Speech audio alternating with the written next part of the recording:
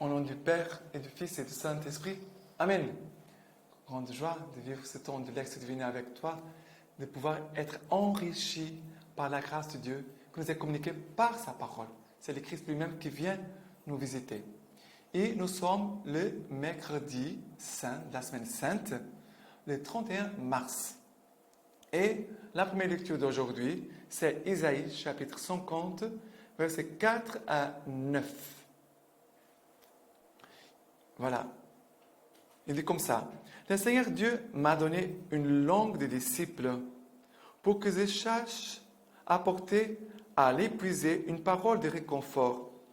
Il éveille chaque matin. Il éveille mon oreille pour que j'écoute comme un disciple. Le Seigneur Dieu m'a ouvert l'oreille et moi, je n'ai pas résisté. Je ne me suis pas dérobé. J'ai tendu le dos à ceux qui me frappaient et les joues à qui m'arrachaient la barbe. Je n'ai pas soustrait ma face aux outrages et aux crachats. Le Seigneur Dieu va me venir en aide. C'est pourquoi je ne me suis pas laissé abattre. C'est pourquoi j'ai rendu mon visage dur comme la pierre. Et je sais que je ne serai pas confondu. Il est proche celui qui me justifie, qui va plaindre contre moi. Comparaissons ensemble.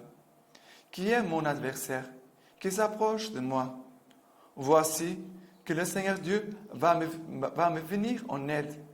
Quel est celui qui me condamnerait? Alors ici, c'est le troisième chant du serviteur. Et c'est le prophète Isaïe. Il dit, le Seigneur m'a donné une langue de disciples pour que je puisse apporter à l'épuisé une parole de réconfort. Mais pour être disciple, avoir une langue disciple, pour avoir une parole qui apporte à l'épuisé le réconfort, il faut d'abord avoir une oreille de disciple. C'est pour ça qu'il dit, il éveille chaque matin, il éveille mon oreille.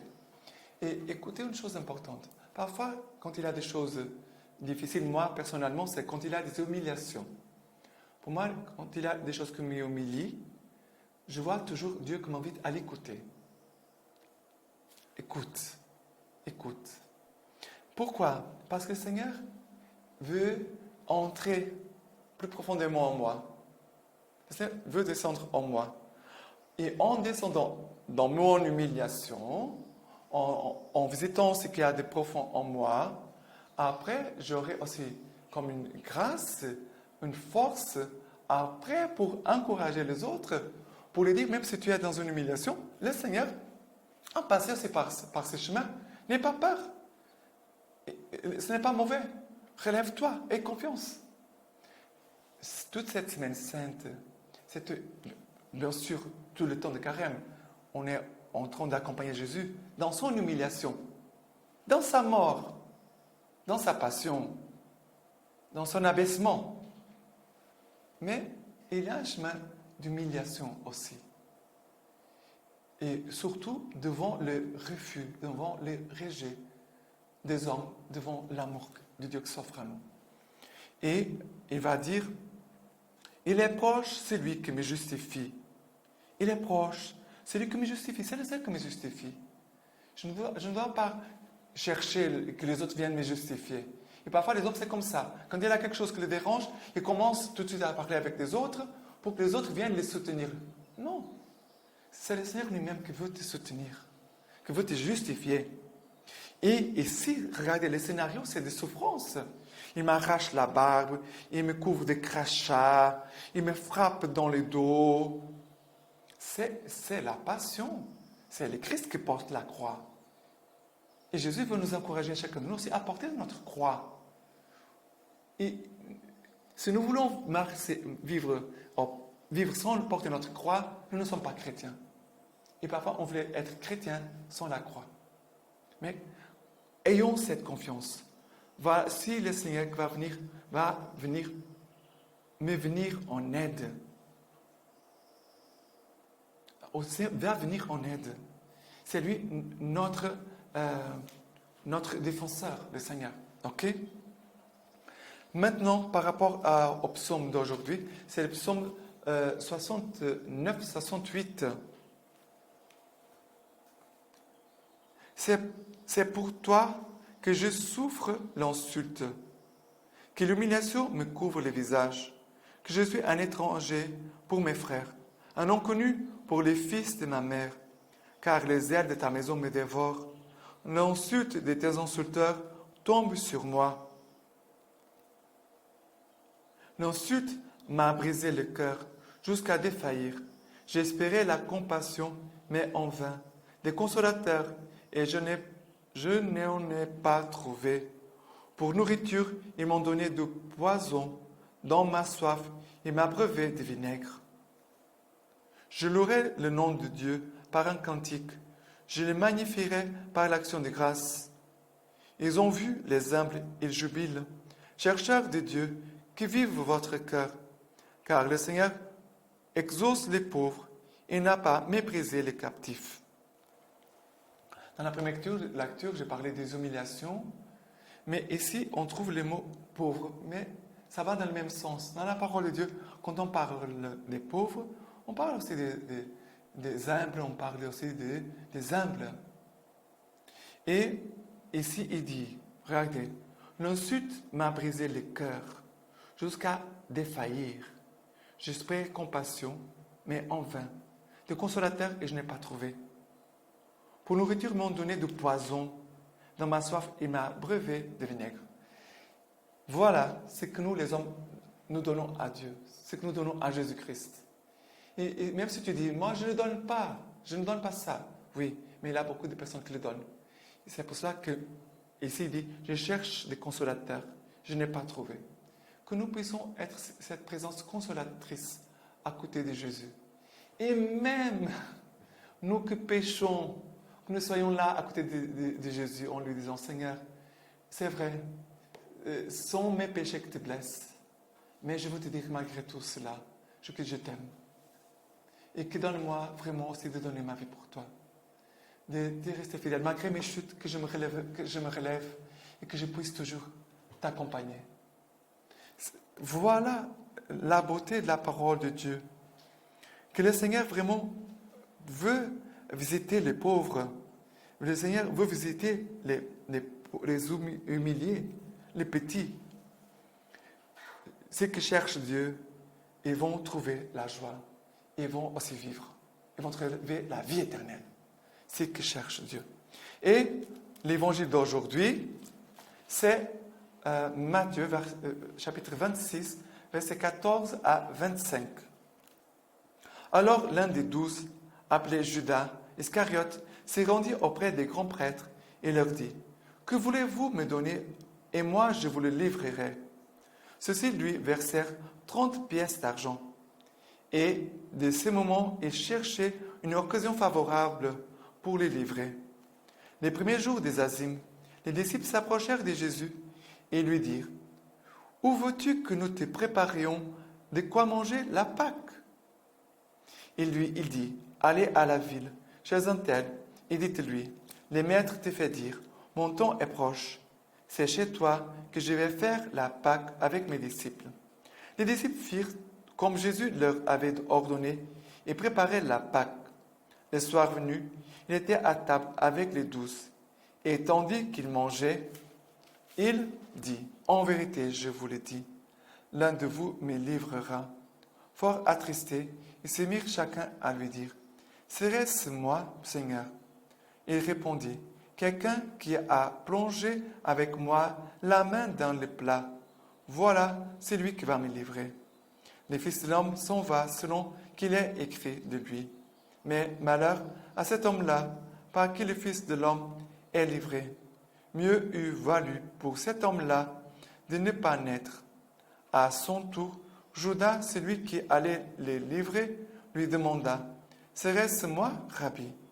« Tu l'as dit, répond Jésus.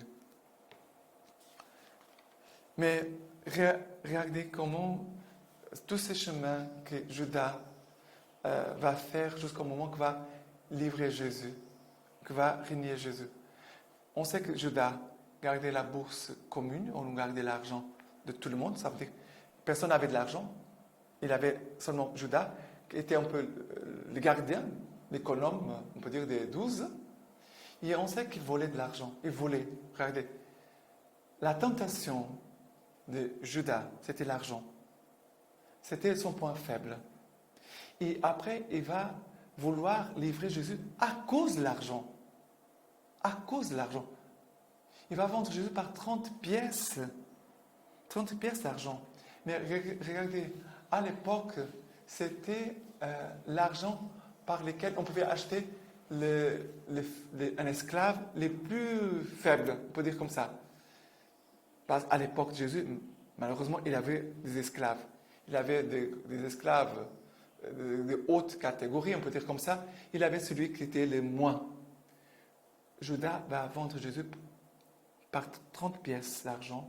C'est la valeur d'un esclave, le plus petit des esclaves, on peut dire comme ça. Ça veut dire, Judas, qui a fait un chemin avec Jésus, a été aveuglé à cause de l'argent.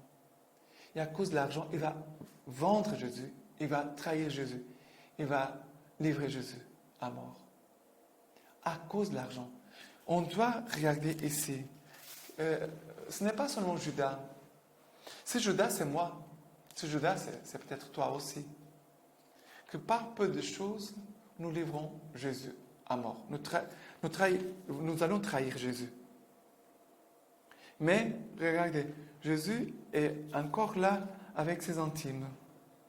Et Jésus les envoie, regardez, même avant ce passage de Jésus avec les 12, Jésus a demandé à ses disciples, allez préparer la Pâque.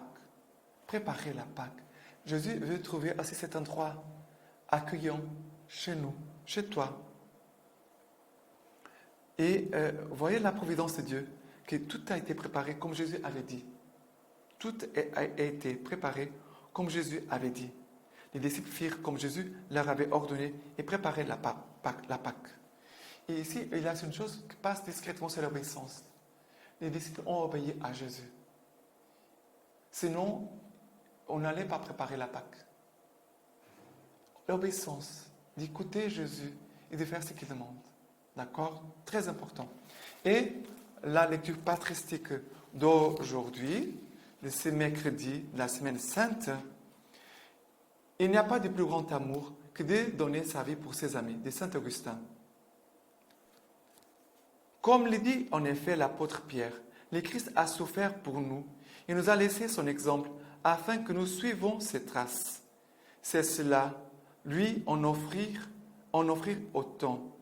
C'est ce que les martyrs ont fait avec un ardent amour.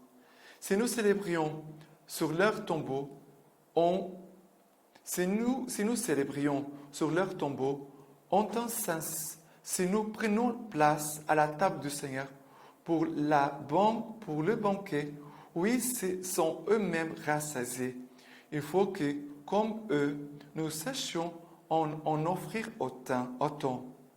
Lorsqu'il est mort, il a aussitôt anéanti la mort. Et nous sommes délivrés de la mort dans sa mort. Sa chair n'a pas connu la corruption.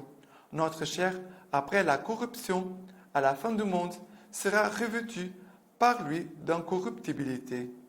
Lui n'avait pas besoin de nous sauver, tandis que sans lui, nous ne pouvons rien faire. Il s'est montré comme la vigne dont nous sommes les sarments, et nous ne pouvons avoir la vie en dehors de lui. Aimons donc les uns les autres, ainsi que le Christ nous a aimés et s'est livré pour nous. Voilà. Que le Seigneur vraiment nous donne cette grâce de vivre son commandement, de nous aimer les uns les autres comme le Christ nous a aimés. Et maintenant, je te laisse la bénédiction par les mains toutes pures de la Vierge Marie. Que Dieu Tout-Puissant vous bénisse et vous garde, le Père, le Fils et le Saint-Esprit. Amen.